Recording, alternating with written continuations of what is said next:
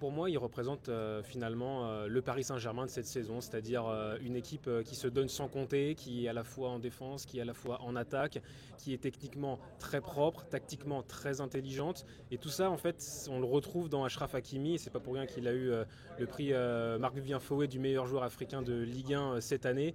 C'est vraiment sa meilleure saison depuis qu'il est arrivé à Paris. Et je pense qu'il il est vraiment pour beaucoup dans tous les succès du PSG cette saison. Et je pense qu'il va continuer de montrer ça tout au long de cette Coupe du Monde des clubs. Est-ce que vous pensez que cette compétition peut vraiment créer une différence par rapport à Achraf Hakimi? Est-ce qu'il peut changer de dimension lors de cette compétition avec le Paris Saint-Germain, notamment en signant une très bonne performance?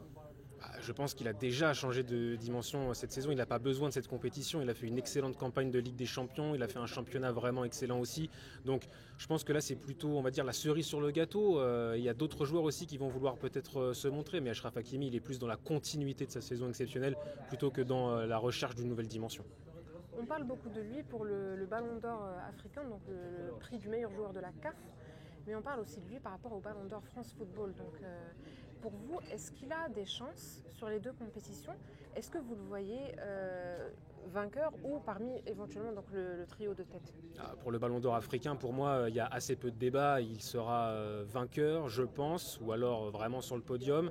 Mais c'est toujours difficile de récompenser des défenseurs pour ce genre de récompense. Mais Hakimi, il a pour lui de marquer des buts, d'être très décisif. Et ça, c'est pas anodin pour un défenseur.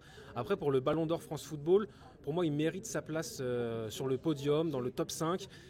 Mais on sait que dans cette récompense, les attaquants sont souvent plébiscités.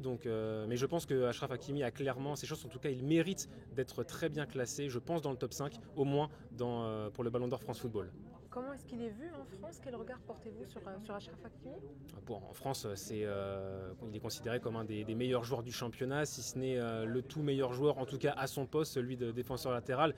Il est même considéré comme un des tout meilleurs joueurs du monde. Donc en France, il est vraiment apprécié. Et à Paris en particulier, c'est un joueur, comme je le disais, qui incarne vraiment cette équipe du Paris Saint-Germain. Et les supporters sont vraiment amoureux d'Achraf Hakimi et ils le font bien sentir à chaque match au Parc des Princes.